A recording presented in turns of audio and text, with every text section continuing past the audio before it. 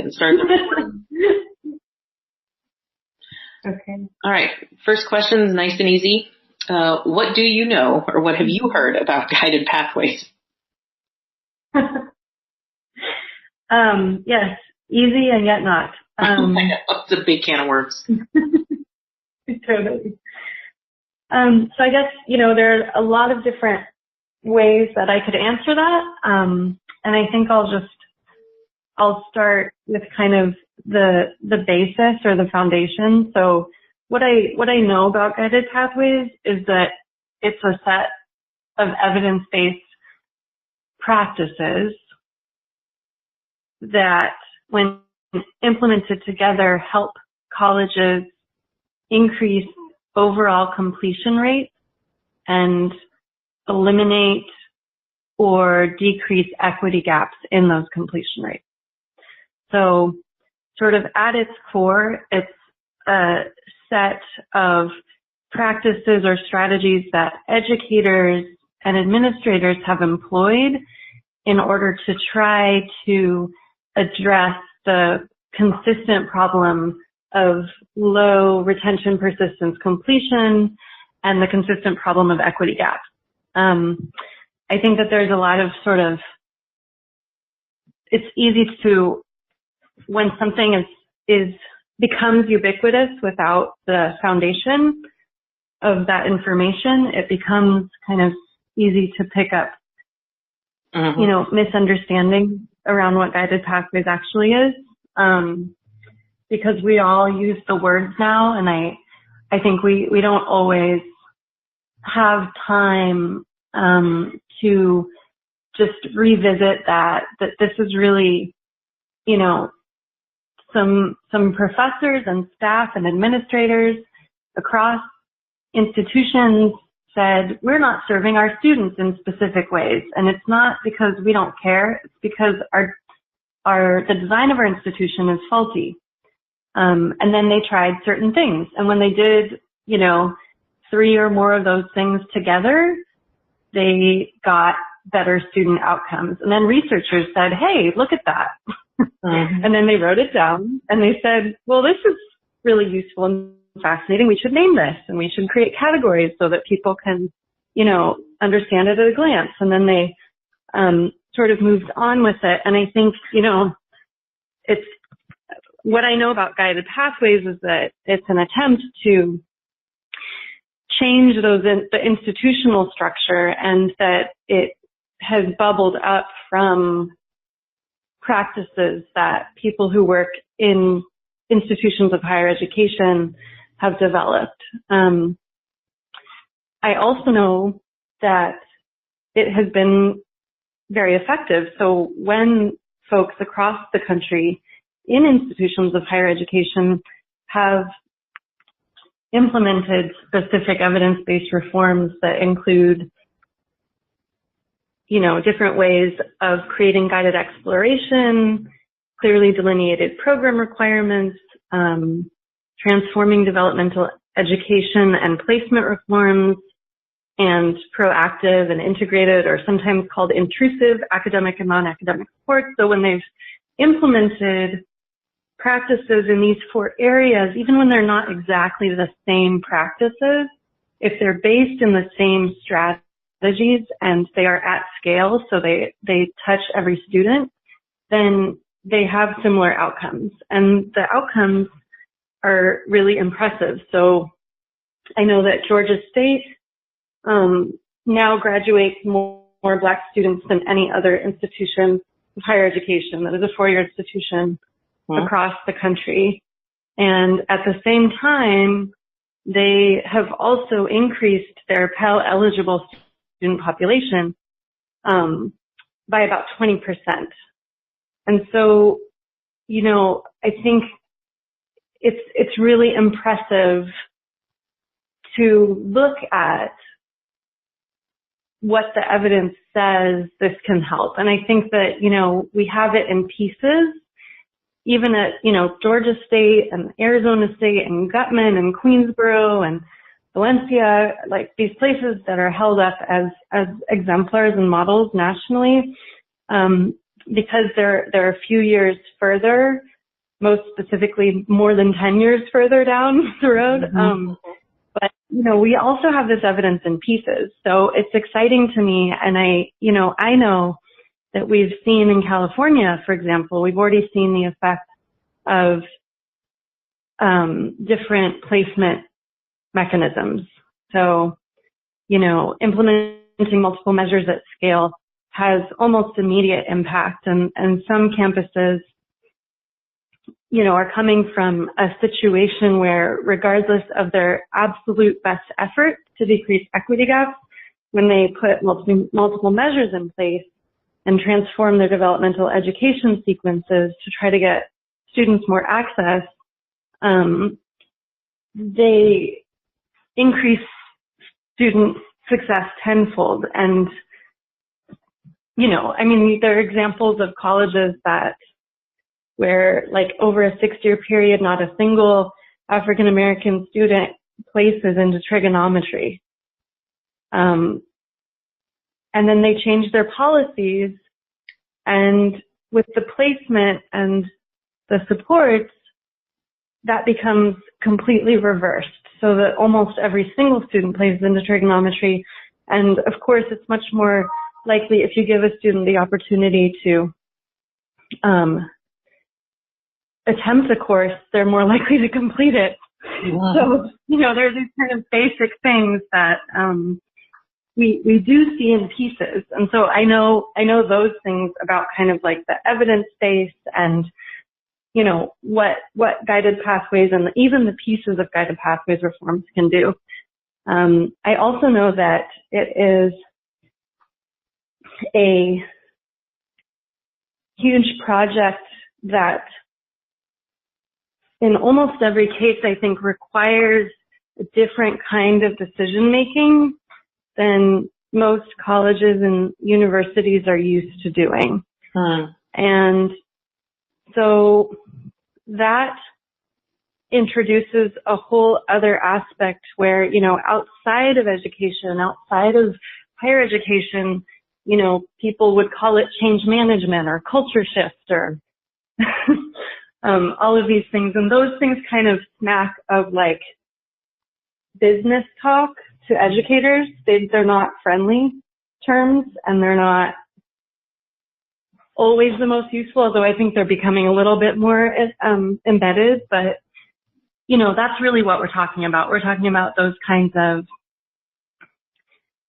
if we're going to change our entire institution at scale for every student, then we have to change our entire institution at scale for every single one of us.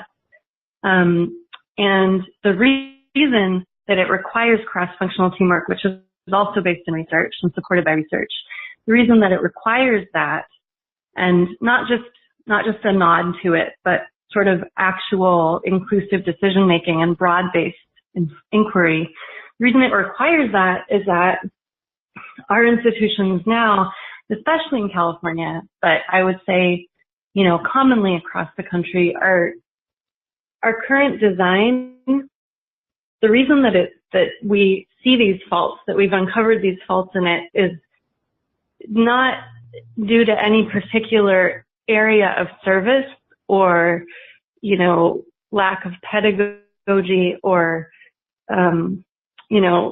vacuum of leadership or anything like that. The fault is because we've inherited a system that design was not, it was aggregate, and ultimately over decades it's been accidental. So, our community colleges have been built out according to a huge variety and diversity of goals. There's been a series of finite efforts, and each of these efforts has their own internal logic to fix the problem that's in front of you at the moment. And so when you walk into an institution like that and you are charged with standing in front of a classroom, the weight of your job is pretty intense, because you only see the student in this one for you, it's an isolated experience, right? So like, if I'm a teacher and I walk into a classroom and there are magically 40 students sitting there, I don't understand how they got there, really. I don't see the students who didn't get there. You know, I don't see the students who waited for counseling for 8 hours and then went home because they couldn't take another day off work. I don't see the students who are on the wait list and finally just gave up. I don't see, and, you know, same thing. If I work in admissions and records. I don't see the student who logged on, tried to apply, and never got the confirmation email, and so we won't even see their face. Like, I don't see that leakage point, you know? If I work in outreach, I don't see what happens after I get a student to come take the assessment test. So the student is the only one who has the actual knowledge of how our institution functions to move them forward, their momentum. And, you know, I know that Guided Pathways is a set of practices that changes those interaction points with students, but it's not possible to do it effectively or with equity in mind unless we actually change the way that we behave and share information transparently across our own departments and areas. So, you know, and I think that, you know, what's wonderful about community colleges, and especially in California, is that they're democratic institutions in many ways. So we have shared governance bodies. We have kind of checks and balances and power. You know, unions protect teachers' intellectual freedom in the classroom. And those things, I think, are really assets to our system. And it also means that we have to be very serious about this as a community organizing effort, because everybody needs to move forward in order for this to work, even those who don't see eye to eye on it. And so I think that there's this, you know, we're not a right to work state, and I think that's fabulous. And so I think that a top-down approach, it's not really just that people react against it, it's that it won't work. So, sorry to go on and on, but those are some of the things that I know. That's good. No worries. And could you just give a little overview of your involvement with Guided Pathways up to now, just to explain like where you get your information about it from? Yeah. So, I have been working in the California Community College system for about 15 years. I was a student in high school, and then right after high school, I took some classes there as well, which I transferred to a four-year university. And as soon as I graduated, UC Davis, I came back and I started working as an instructional assistant in a local community college. And I had that position for about, overall, all told, for about 8 years. And that's kind of the position where I started to learn just how both how pedagogy works, but also start to be kind of a systems thinker. So, you know, at Berkeley City College, we developed out accelerated English curriculum for those students who were placed pre-transfer level. And we had one of the most comprehensive tutoring programs in the state that was really, really successful. So I was a big part of developing out that curriculum. And at that time, I didn't really understand quite what I was a part of, but I did know that, you know, I knew what students needed, and I worked with them intensively on their writing every day. Yeah, I believe it. And I started, I started to be a TA and be mentored by other faculty members. And, of course, I had to have other jobs while I was doing that to support myself as well. So, I also held different kind of part-time staff positions. So I worked in Veterans Affairs. I worked with foster youth. I did outreach work.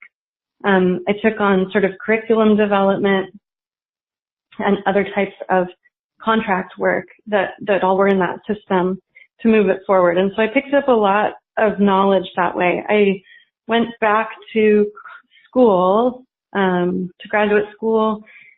I participated in the faculty diversity internship program, and then once I finished my master's, I became faculty, and then I did that for about 8 years. So in that role, I taught history, all different kinds of history, and then I still, of course, worked closely with the learning resources centers and the assessment centers. And then again, I transitioned into kind of coordinator role. So I coordinated initiatives, SSSP and student equity and back to basic skills, which is kind of where I had gotten my start in that area of work. And I started to see sort of all of these gaps that I'm talking about that Guided Pathways is meant to address. So as I was in these positions, I started to see, very clearly just how many students, when I'm standing in outreach shoes and I go out to a feeder high school, I literally can see when a student walks out the door without finishing their application, they're not going to go. So I see that attrition and how early it starts. And I see the resources and I see the information that they have, which is not complete. And I go back to the college and then I stand, I coordinate student equity programs with the counselors, and none of the counselors work on Friday, but I work on Friday. And so I see how many students come in to try desperately to see a counselor, and they took work off and there are no counselors, and Yeah. And it kind of goes on, like the waterfall that you see that is really invisible to our institutions on an institutional level. When you stand in those shoes, you start to see kind of the aggregate impact of just how many people we're not serving. And I stand in my classroom and I see that I have, 40 adults with 40 different educational and professional experiences and lives, and I don't know where to send them in order to address things that I can't address in the classroom, right? So I think, that's where my kind of urgency comes from, is this, decade and a half of working in various positions with this kind of eager interest in student success and student access, and just seeing that there are these institutional, these structural pitfalls that, despite our brilliance or best efforts or care or just persistence, like nothing we do could get in the way of those unless we change them structurally. So that's kind of where I started to see the need. In terms of my knowledge of the research base and evidence base for Guided Pathways, I've gained it over the last year and a half as I've been working closely on the ground with individual California community colleges to inquire and design their own guided pathways. So I've, consistently read the books and studies, and I've spoken with the national researchers and partners about their specific findings, and I've conducted interviews with, people here who are trying and come across specific pitfalls. And so I've collected a lot of questions that, it's been on me to find the secondary research to support or primary research to support when it exists. And when it doesn't exist, it's been on me to identify that it doesn't exist and then do my best to collect what does exist to support educators in putting together their own solutions. So, I facilitated a lot of negotiations among faculty and staff and administrators, designed kind of strategy sessions and decision points, and helped create design teams that have an evidence base and are deeply steeped in this research, but also, based on my knowledge of California community colleges, have a chance in, excuse my language, hell at succeeding. So just trying to bring those two things together and bring those two worlds together is kind of this space that I've landed in. Yeah, so you're actually, you have a lot of knowledge about it, because it seems like that's your job to answer the unanswered questions. But so my next question might be hard for you to answer, but the next question here is, what do you want to know about Guided Pathways, if anything?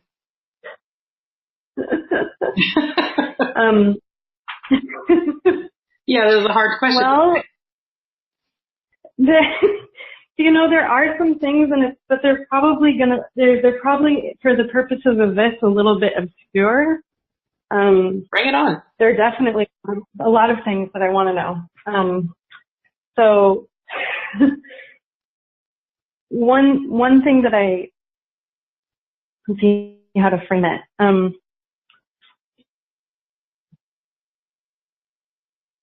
One thing that I want to know that I'm not sure exists in the secondary research or primary research right now is if it's possible, what are the various student outcomes that are associated specifically with different decisions that faculty make around general education requirements throughout their meta majors. So, I've been asked by a lot of California community colleges to explore, this GE question is kind of what they call it. So, what role does GE play? Where does it fall? Where did GE faculty land in the new design team structures? And also, how do we shape GE without taking student choice away? And so all the choices that exist for that, they're kind of models. You can do it thematically. You can do it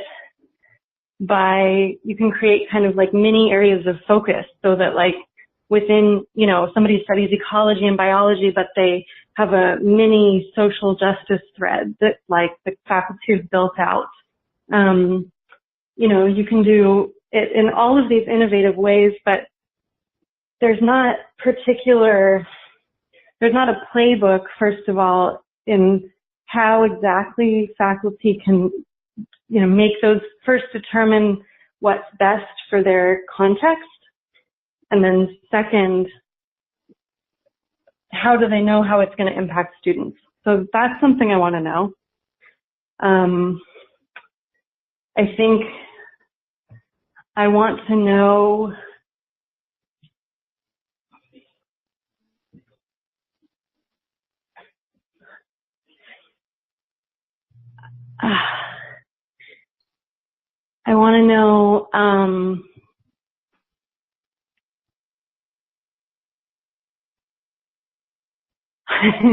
this is a little bit different. It's like choose your own adventure, but I want to know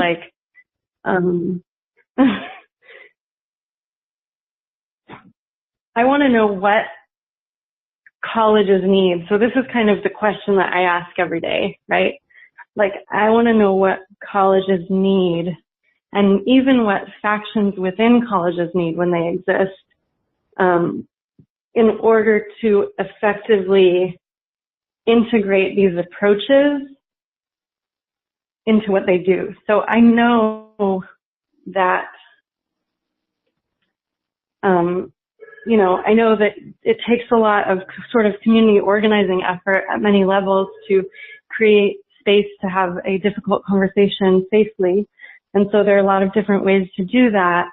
And once you are able to sort of move a college, and that can take a year or 2 years, I want to know what, from their perspective, they need, because as it is, I end up with kind of these customized, like I hear one at a time, you know, and it makes sense in the context, but I'm really curious if and even, you know, the national researchers don't have, just by virtue of that no one is that far along, like the national researchers don't have a whole lot of evidence of implementation and design. Like we have some examples, but they're kind of piecemeal. And so, you know, there's sort of I think as they develop that research out and as this field in California grows and more colleges sort of pop up and say, hey, what's guided pathways, that I'm really curious to see both what colleges from their perspective, what they want and what they need, and, you know, if there are ways that we can meet that. And then also I want to know, you know, what patterns, what additional patterns are developing in design and implementation work as AACC colleges and demonstration colleges and now independent colleges in California are moving forward into these kind of next stages. Because there are sort of few and far between implementation studies. So those are the things that I'm very curious about. I'd say everybody would love to see that information, really. But yeah, those were good ones. Yeah, I know. So you've kind of addressed the next question before in your first answer, which was very thorough and good. So kind of beyond what you've already talked about, in terms of how guided pathways is being implemented and supported in the CCC system, what are your thoughts? Like positive things that will come out of it, or problems it will solve, negative things that happen and problems it might create? And again, you brought some of this stuff out in your first response, but if you have additional thoughts. Could you repeat that? Yeah, now I started going on. In terms of how guided pathways is being implemented and supported in the CCC system, what are your thoughts as to good things that could happen or bad things that could happen? Problems that might be caused, problems that might be solved, that kind of topic. Okay. So in terms of how it's been being implemented, does that mean like across the different efforts? I take it as that it's by the Chancellor's Office, by the system as a whole. Okay, so the overall. Yes. The overall project. Yes. CCCGP. Okay. Okay, so I guess opportunities and pitfalls, more or less. I guess, you know, I see, for me, you know, who is very committed to this system and to the colleges, I see this huge and exciting opportunity to change the way that we operate. And I think that to the extent that this effort is not actually top down, not just perceived as not top down, but not actually top down, to the extent that it creates enough support, but you know, maintains flexibility, I think that there's a huge opportunity there to for us to actually change the way that we operate from our different areas in colleges. And so that's probably one of the most exciting things, because I think sort of shaking up the bureaucratic structures, and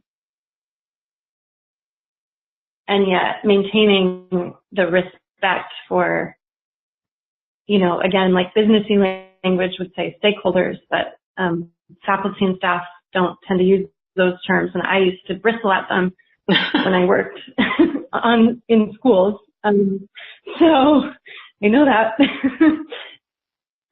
So, you know, maintaining respect for expert practitioners and for students, for people who really actually are the ones who show up every day and maintain these systems, and make them work for people and navigate them.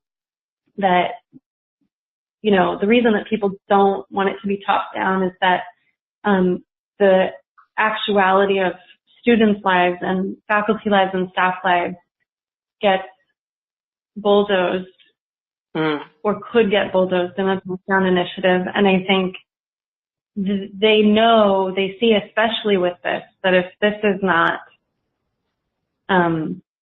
if this doesn't explicitly take the knowledge and perspectives and roles of those people into account, it's not going to succeed.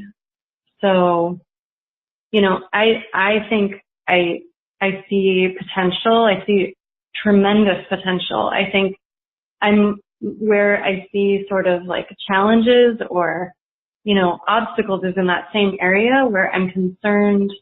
Well, I guess there are two areas. The first is, you know, I'm concerned that not everybody,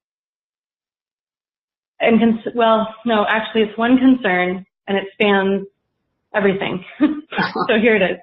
So the concern that I have is that there is hugely disparate access to knowledge and information across our system. And both, in some cases, there's hugely disparate interests to knowledge and information across our system. So, you know, there are a lot of people involved in this, and in part that's because it's so exciting. It's like, this is a big effort, and, you know, this is an opportunity to solve everything that we all know is painfully wrong with student outcomes. And so we all want to be involved, but there is such varying levels of knowledge, and because of that, it's easy to sort of perpetuate misinformation. And I think, you know, I see it, so having led these workshops over the last 7 weeks, I guess, you know, we've had the opportunity to work with every single college in the state at this point. And so many of them, as we actually suspected, because we've worked with individual colleges for a long time, but so many of them don't know what Guided Pathways is. And they're not alone, you know. It's not like everybody at the state level knows what Guided Pathways is. It's not like everybody.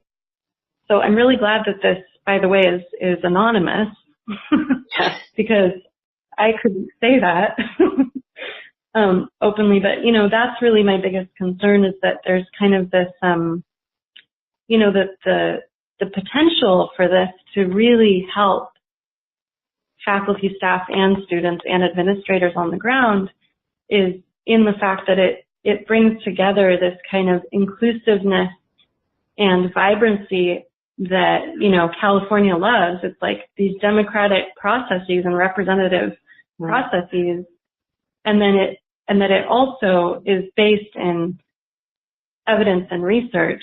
And, you know, you can't piecemeal it. You have to have all of that together. And I think I'm just, you know, where I see potential obstacles is misunderstanding that this is kind of a grab bag of practices, that either that it's an all or nothing, so that it's like this model that you have to take and it looks the same everywhere, because it's not that. But neither is it a grab bag of practices that, you know, can be that you can pick and choose. So, for example, you know, I've gotten phone calls of, you know, administrators who say, Chase, you know, don't tell me that this is going to take a long time. Don't tell me that, you know, don't tell me that people aren't involved. Everyone's involved. I can tell you that, you know, even though I'm the only one on the phone, like, everyone's involved, and we're all down. We all know exactly what Guided Pathways are.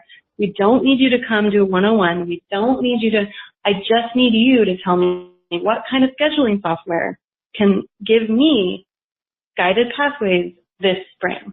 And I'm like, okay, well, clearly based on that question, you don't know what Guided Pathways are, you know.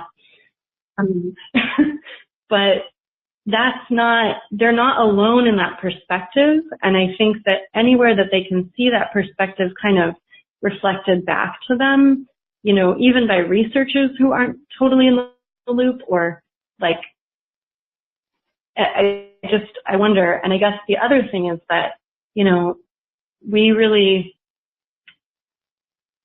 if I were working at a college right now, then I would be excited about the opportunity to function in a different way in this kind of authentic, broad-based inquiry.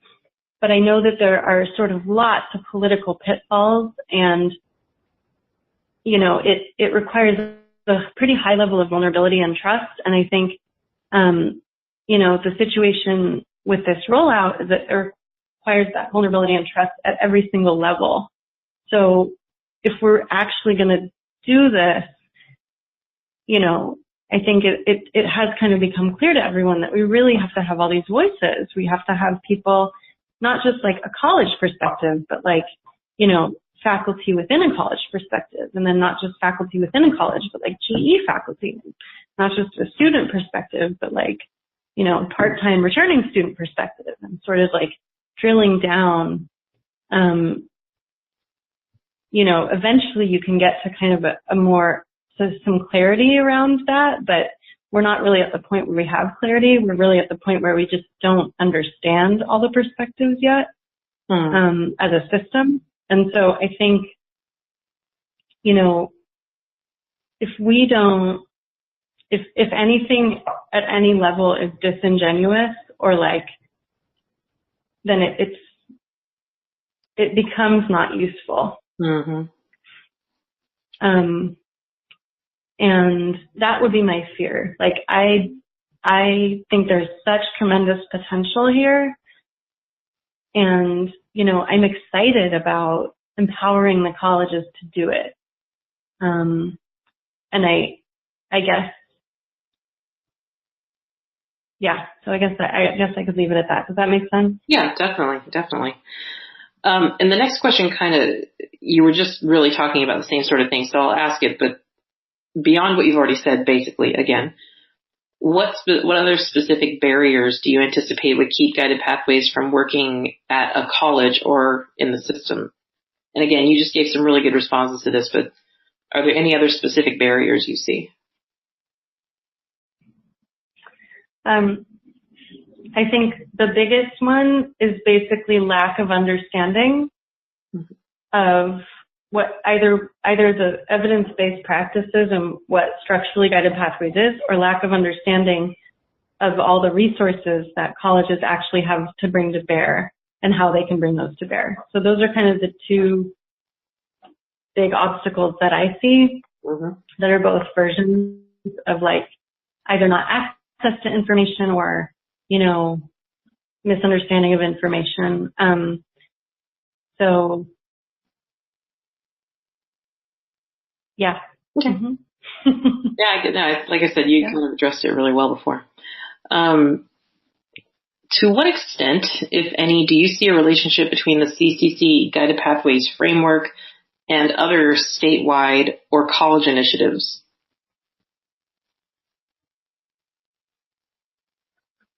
So, at what level? So like SSSP and student equity and strong workforce? Initiatives like that, yes. Initiatives like that. Okay. Multiple measures, which is now a bill into law. Okay. So I see,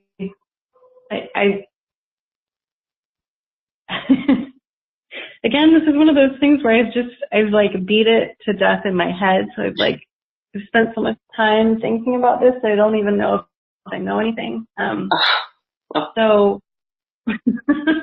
no pressure. Yeah.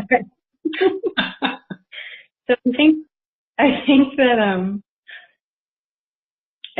the simple answer is that guided pathways, and here's the complicated thing is I don't know, I think we all mean different things when we say the framework of this rollout. I think people have different ideas about that. But so my understanding of it and my understanding of when I say the framework, I mean the evidence base. So the practices that colleges have successfully put in place that have increased and improved student outcomes. And those are 100% complementary and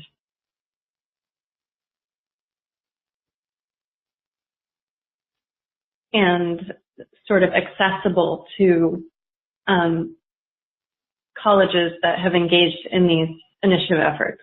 So, for example, and I think that the most powerful way in which they're connected to that is that, Guided Pathways as a set of practices aims to improve completion rates.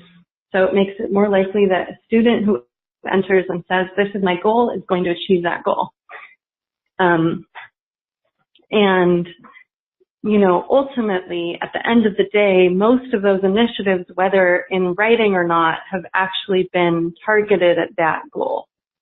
So, they're, even if they say, like SSSP at its face is about, articulation services. So like, and enrollment services. So like, every student applies, every student gets assessed, every student sees a counselor, every student fills out an ed plan, but the reason behind those things are that there was research that said that students who get all those things and do each one of those are more likely to succeed. So I think that the ultimate underlying goal hasn't changed.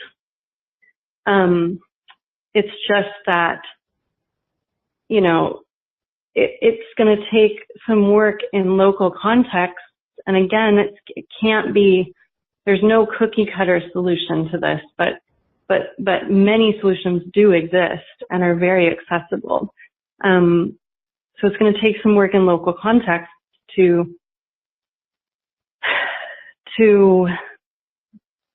figure out, based on the strategic plan that we've already written at our college and the FTES that we have and the staff and faculty that we have and the way we've been doing SSSP and the way we've been doing student equity, how are we going to bring those efforts along? And sometimes it will mean adapting those efforts, but it doesn't mean dashing them. It doesn't mean moving away from them. It just means altering them. And the ultimate goal is pretty much still the same. Like, we want more students to be able to achieve their stated goals or identify a goal. Maybe they come in undecided, but they have help identifying a goal and then achieve it. And we also want equity gaps to shrink. So those initiatives are all aimed at those two things. And I think that this is a really authentic, I feel like it's exciting because it's really an indication that, those goals are actually at the heart of these efforts, and they are at the heart of the state vision. And, as long as that is true, which I think this is a clear sign that it is, then I think that, at the end of the day, there's a lot of fertile ground for us all to unify around, which is just that we all genuinely want that. And so, integrated planning was one step toward that. But, without attention to the evidence base of Guided Pathways, you can't, there's a lot of opportunity, but you can't just recategorize. You can't say okay, well, SSSP fits under help students choose and clarify the path. Student equity is ensure their learning. Student workforce, that loses all meaning. When you divorce the Guided Pathways explanatory framework from its evidence base, and then you divorce the initiatives from their context, it loses all meaning. but that doesn't mean that they don't match and that there's not a lot that we can do. So I think, I guess my fear in that setting is just that those things, it's hard because this is so huge to ensure that there's that integrity across these frameworks when most people I don't even think have a basic understanding of what the frameworks are, or they've never tried to implement an initiative in California, So I think that there are these kind of we just don't all have the requisite knowledge, which means we have to collaborate. And in order to do that, we have to do the same processes that campuses do, but we can't do them disingenuously. We have to do them authentically. So, I'm game, but I'm curious to see, yeah. Yeah, I would agree. And I think a lot of people would agree actually with that sentiment. So that actually wraps up the formal questions for the interview, but is there anything else you would want to say or comment on about Guided Pathways at this time?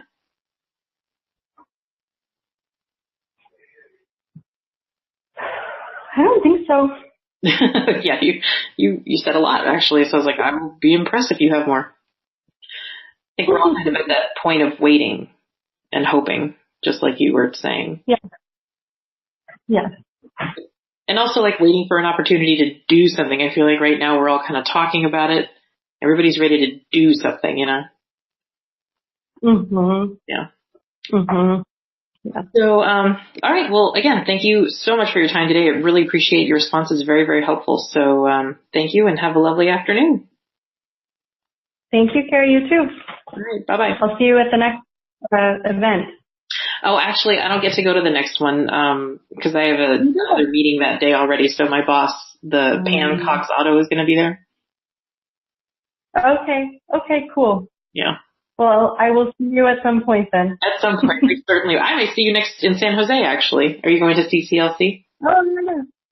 Yep, there we go. Well, I'll catch you in San Jose then. Okay. Talk to you later. Bye. Bye-bye.